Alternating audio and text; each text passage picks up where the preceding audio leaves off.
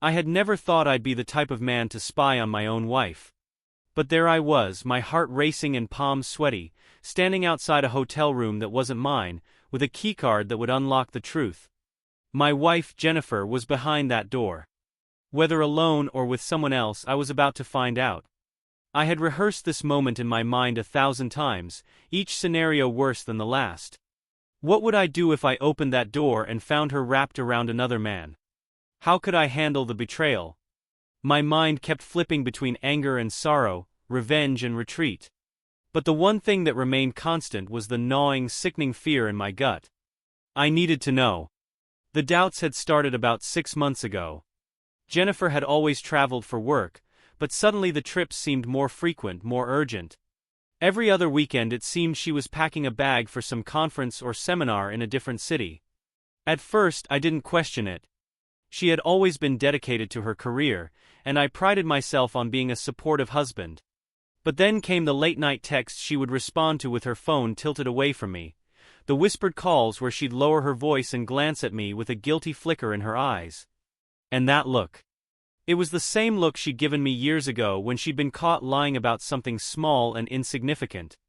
Only this time it wasn't small and it certainly wasn't insignificant.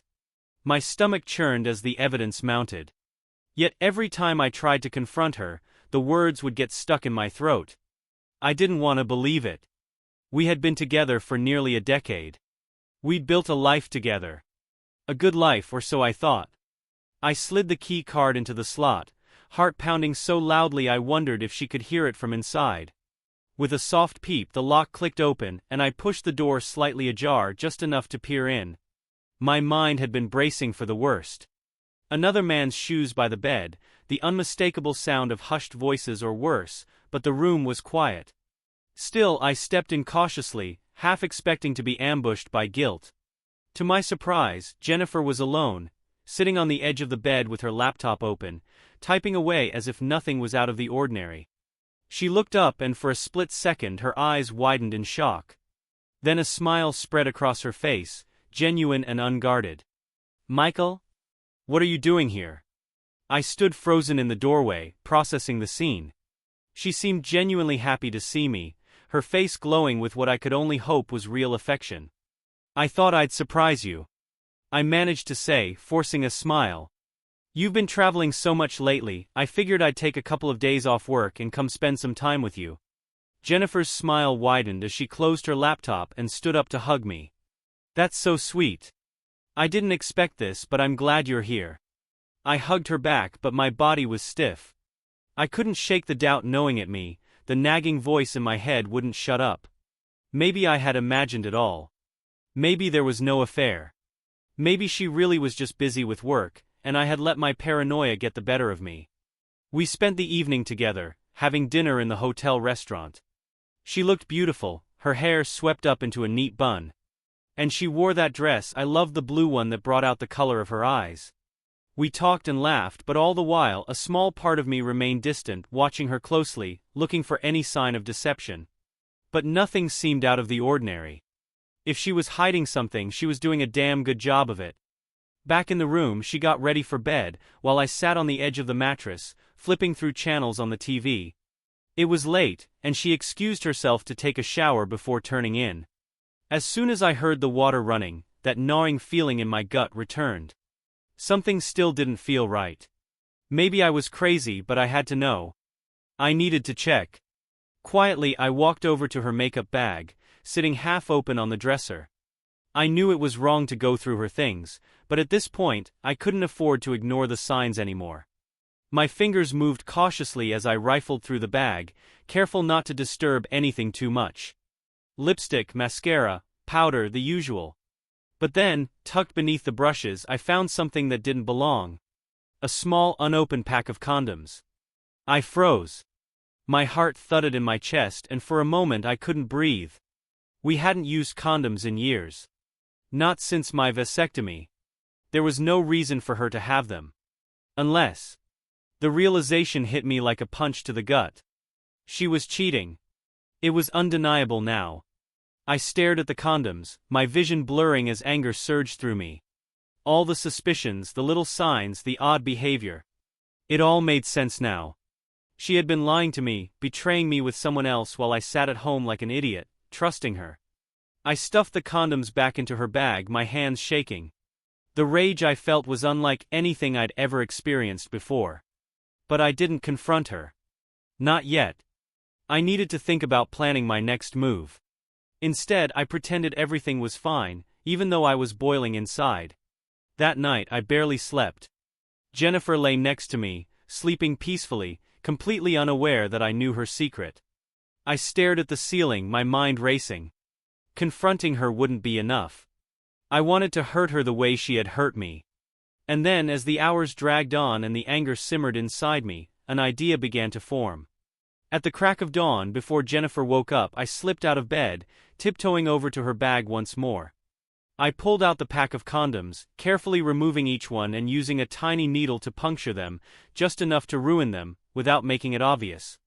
If she was going to cheat on me, she was going to deal with the consequences. By the time she woke up, I was already dressed and ready to leave. I fought to head back to the office. I sat casually, my voice betraying none of the rage bubbling beneath the surface. There's an emergency and they need me. Jennifer yawned and rubbed her eyes, looking genuinely disappointed. Already, I thought we'd have more time together. I forced a smile. Sorry, work calls. She kissed me goodbye at the door, completely unaware of what I had done. As I left the hotel, a twisted sense of satisfaction washed over me. I didn't know what would happen next, but I knew I had planted a seed of chaos in her perfect little affair. For the next few days I waited. I didn't call her, didn't ask how her trip had gone. I wanted her to feel the pressure, to wonder if I knew. Every time my phone buzzed with a message from her, my stomach twisted with a mixture of anticipation and dread. I wanted to confront her, to scream at her for betraying me, but I knew I needed to be patient. Then, out of the blue, I received a phone call that changed everything. Hello. Is this Michael? A woman's voice asked, hesitant but firm. Yeah, who's this? I reply, confused. My name is Karen, she said, her voice trembling slightly. I think we need to talk. It's about your wife and my husband. The room seemed to tilt as her words sunk in. Go on, I said, my voice tight. Karen took a deep breath before continuing. I've been suspicious of my husband Greg for a while now. I hired a private investigator and well, it turns out he's been having an affair with your wife. I stood frozen, gripping the phone as Karen went on to explain how she had discovered the affair. Greg and Jennifer had been sneaking around behind our backs for months. She had video evidence of them together at hotels, at restaurants, holding hands, laughing, kissing. My stomach churned as she spoke, bile rising in my throat. It was one thing to suspect, but to have confirmation like this was devastating. I'm sorry to tell you this, Karen said, her voice softer now, more sympathetic. But I thought you had a right to know. I swallowed hard, trying to find my voice. Thank you. I appreciate you reaching out. There's more, Karen added, her tone shifting. I think we should work together. If we confront them together, we might have a better chance of getting them to admit everything. What do you think? The idea of teaming up with the wife of the man who had been screwing my wife felt strange, but Karen had a point. If we confronted them together, they wouldn't be able to lie or twist the truth. Besides, there was something almost poetic about it. They had teamed up to betray us, why shouldn't we do the same to expose them? Let's do it, I said, the bitterness in my voice clear. A week later, Karen and I met at a small cafe downtown. She was a petite woman with dark hair, sharp eyes and an air of quiet determination. We exchanged pleasantries, but it was clear neither of us was in the mood for small talk. We were here for one reason, to take them down. I've arranged for us to meet them, Karen said, her voice low. Greg thinks we're going out for dinner.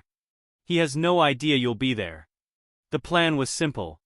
I would show up unexpectedly and together, Karen and I would confront them in public, forcing the truth out into the open.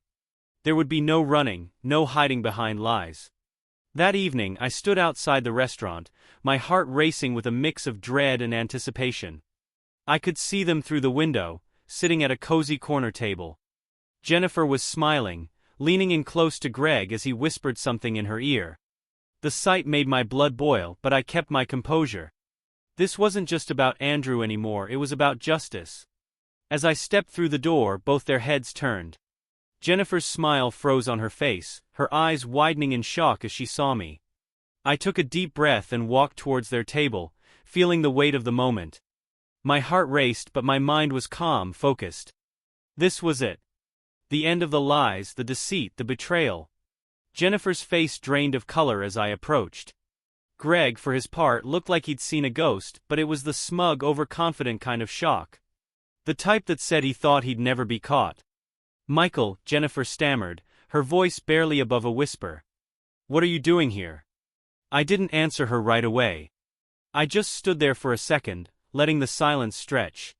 Letting the tension build until even the people at the neighboring tables started glancing over, sensing that something wasn't right. Then Karen walked in, Jennifer's eyes flipped between us, and I could almost see the pieces falling into place in her mind. She glanced at Greg, her face twisting into something between fear and confusion. Greg, on the other hand, looked like he was ready to bolt. His hand gripped the edge of the table like he was deciding whether to flip it over and make a run for it. Karen and I exchanged a look. This was our moment. The plan was in motion. "Why don't we all sit down?" Karen said smoothly, her voice laced with an icy calm that surprised me. She didn't wait for an answer. She pulled out a chair and sat down across from him, nodding for me to do the same. Reluctantly I sat, though every muscle in my body screamed to get out of there. Jennifer fidgeted in her seat, her eyes darting around as if she was searching for an escape. Greg looked like a cornered animal, eyes wide, breathing shallow. I'd never seen two people look so guilty in my life. So I started locking my gaze on Jennifer. "Do you want to tell me why you've been sneaking around with him behind my back? Or should we skip the lies and get right to the truth?" Jennifer blinked rapidly, her mouth opening and closing like she didn't know what to say. Finally she managed. "Michael, it's not what you think." "Don't." I interrupted, my voice sharp and cold. "Don't you dare try to lie to me right now. I already know." "You already know." I nodded toward Karen, who was watching the whole thing unfold with the steely resolve of someone who had prepared for this confrontation for a long time. "I don't think there's any point in denying it," Karen said, leaning forward slightly, her voice steady. "We have proof. Video evidence of the two of you together. We've known each other for weeks." Greg's face turned white, and he slouched back in his chair, defeated. Jennifer, however, seemed to find her voice again, though it came out in a desperate, pleading tone. "Michael, please just listen." "I don't need to listen to any more of your lies," I cut her off. My hands were shaking under the table, but I kept my voice steady. "You've been cheating on me. With him." I pointed at Greg, who shifted uncomfortably in his seat, avoiding my gaze. "You don't understand," Jennifer said, tears welling up in her eyes now. "It wasn't supposed to be like this. It just happened." "It just happened," I repeated, incredulous. "That's your excuse. It just happened. You've been sneaking off with him for months, lying to me every step of the way, and now you're going to sit there and act like it was some accident. Like you just tripped and fell into an affair." Greg shifted uncomfortably.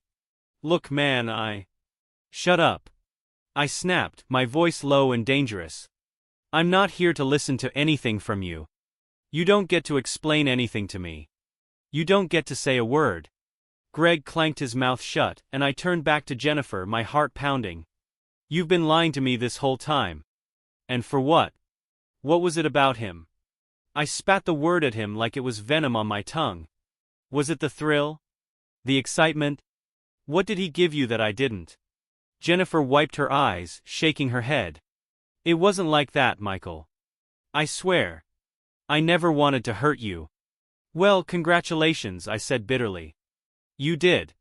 The silence that followed was heavy, filled with the weight of everything unsaid. Jennifer stared at me, tears streaming down her face, but I couldn't bring myself to feel sorry for her. "Not anymore." Karen cleared her throat softly, breaking the silence. "I think we've said everything we need to say here. We've got our proof. Now it's time to figure out where we go from here." I nodded, my mind already racing ahead. Divorce. That was the only option. There was no coming back from this.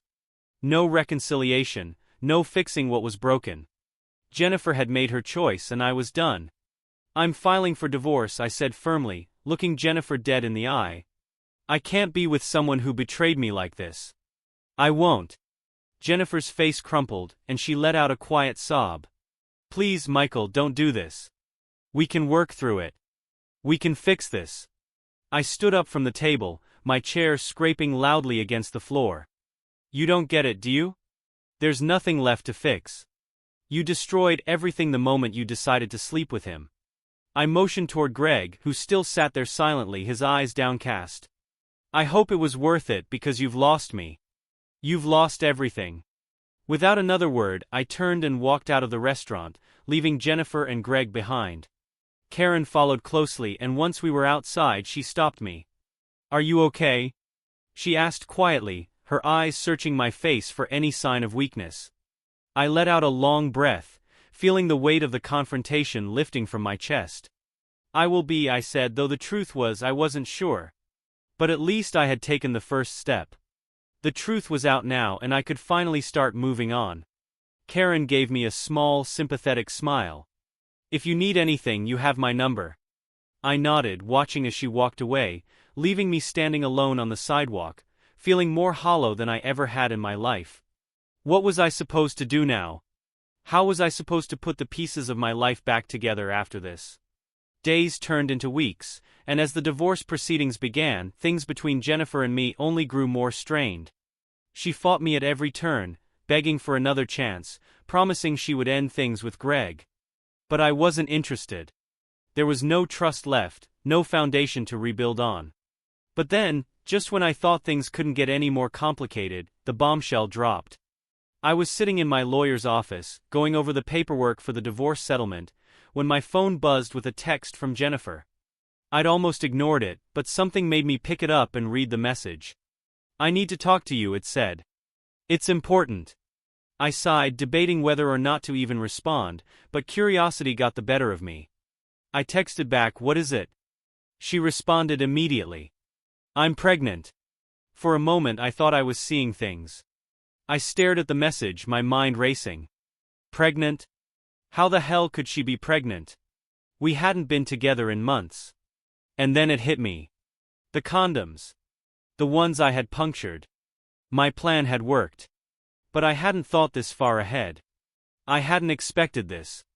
I texted back, are you sure? Yes, she replied. I just found out. I don't know what to do. I could almost hear the panic in her words, and I couldn't help the twisted sense of satisfaction that bubbled up inside me. She had cheated on me, betrayed me, and now she was facing the consequences. For a brief moment, I felt triumphant. But then reality sank in. This wasn't just some petty revenge anymore. This was real. A baby. A life. And it wasn't mine. It was Greg's. Or was it? I decided to meet with Jennifer one last time. We sat down in a sterile conference room at the lawyer's office. And she looked at me with a mixture of guilt and fear. Her hands trembled as she placed them on the table. Michael, I don't know what to do, she said, a voice barely a whisper. I didn't expect this. I leaned back in my chair, crossing my arms over my chest. Well, you're the one who made the choices that led to this. Now you get to live with the consequences. She swallowed hard, tears pooling in her eyes again. I didn't mean for any of this to happen. I swear. You didn't mean for it to happen. I cowed, shaking my head. Jennifer, you'd lied to me for months. You slept with another man, and now you're pregnant with his child. How am I supposed to believe anything you say anymore? Her voice cracked as she spoke. I'm sorry. I'm so sorry. But what am I supposed to do now? Greg, he doesn't want this. He told me he's not ready for a child. I laughed, but it was bitter and cold, the kind of laugh that doesn't come from joy, but from the absurdity of it all. Oh, he's not ready for a child. That's rich. What did you both think was going to happen when you were sneaking around, lying to your spouses, playing the fire? You don't get to just run from this, Jennifer. You made your bed. She winced at the metaphor, but I didn't care. I had no sympathy left. All that was burned out in those months of deceit and betrayal. I don't know what to do, Michael, she whispered again, her voice trembling. I didn't plan this. It wasn't supposed to happen. I leaned forward, narrowing my eyes at her. What do you want from me, Jennifer? You want me to fix this for you? You want me to pretend that everything's fine? You think you can come crying to me after what you did, and I'll just magically make all of this go away? She bit her lip, tears now streaming down her face. I don't know what to do, she repeated for the third time, her voice cracking as she broke down into sobs. I let the silence stretch between us. I watched her crumble, her tears soaking the tissue she clutched in her hands, but I didn't move. I didn't try to comfort her. I wasn't that man anymore, the one who would have done anything to take away her pain. That man was gone, destroyed by her betrayal, and now she had to deal with the mess she created. Finally, after what felt like an eternity, I spoke. Here's the deal, Jennifer. This is not my problem anymore. We're divorcing and you're going to deal with this on your own. I'm not going to be part of the solution, because I'm not the one who caused it. Her eyes widened in panic. But Michael, you're my husband. We're still married legally and I… Stop, I said sharply, cutting her off. You don't get to play the husband card anymore. None after everything. We're done. You know it, I know it. You've been sleeping with another man, you're carrying his child, and now it's your responsibility to figure this out. She was shaking her head, her lips trembling. What if? What if it's not Greg's? That statement hung in the air between us like a bomb waiting to go off. I froze, staring at her. What the hell are you talking about? She was clutching her stomach now, as if she could shield the truth from coming out. I mean, it could be yours, Michael. I blinked, the words hitting me like a punch to the gut. Mine, that's impossible and you know it. Jennifer nodded, but there was a strange, desperate look in her eyes. You had a vasectomy but we didn't use protection. What if it didn't work? I stared at her in disbelief. This was insanity. You can't be serious, I muttered, running my hand through my hair. It's been over a year since the vasectomy. It worked. The follow-up tests confirmed it. She was biting her lip, looking more anxious than I had ever seen her. But sometimes they fail, don't they? The room felt like it was closing in on me. I had never even considered this possibility. My mind raced, piecing together the timeline, the events, the night when we had been together one last time after I thought I was in the clear. But it didn't make sense. It couldn't be mine. I leaned forward again, my voice a low growl. Do you even hear yourself right now? Are you seriously trying to pin this on me? After all of this, now you're going to say it might be my kid? You've been sleeping with Greg for months and now you want me to believe? I don't know, she shouted, cutting me off. I don't know, okay? I don't know who the father is, Michael. I'm scared and I'm sorry and I don't know what to do. Her words hit me like a tidal wave, and I felt a surge of anger rising in my chest. This whole thing was a nightmare I couldn't wake up from. It wasn't supposed to be this way. She was supposed to be Greg's problem now. This was supposed to be over. But now this? I stood up, pacing the room, my mind racing in a million directions. I couldn't deal with this. I wasn't going to deal with this. I had been through too much already to be dragged into her drama any longer. She was toxic and I needed to be free of her. Completely. Here's what's going to happen, I said finally, stopping and turning to face her. You're going to figure out who the father is, do a paternity test, whatever it takes. If it's Greg's, you can deal with him because I'm done. If it's mine… I paused, trying to wrap my head around the possibility. If it's mine, then we'll handle it. But you don't get to keep dragging me into this mess. She nodded, her face pale, her eyes swollen from crying. I'll do the test, I promise. Good, I said, feeling the weight of the conversation start to lift, even if just a little. And until then, we keep moving forward with the divorce. I don't care if you're pregnant or not, I'm not staying married to you. Jennifer nodded again, her hands still trembling. Okay. I left the room, the finality of it all sinking in. I should have felt relieved, knowing I was close to cutting ties with her for good. But now there was this potential bombshell looming over me. What if it was my kid? What if, by some crazy twist of fate, the vasectomy had failed, and this child wasn't Greg's but mine? The uncertainty gnawed at me, making it impossible to find peace. Days passed and I buried myself in work, trying to keep my mind off the paternity test and the impending divorce. But every time my phone buzzed, I felt a knot of anxiety twist in my stomach. Every call, every text could be the answer I both dreaded and needed. And then one day it came. A text from Jennifer. I got the results. I stared at the message, my heart pounding in my chest. This was it, the moment of truth. I hesitated, my thumb hovering over the screen before I finally typed out a reply. What did they say? A few agonizing moments passed before my phone buzzed again. It's Greg's. The relief that washed over me was so intense that I almost collapsed.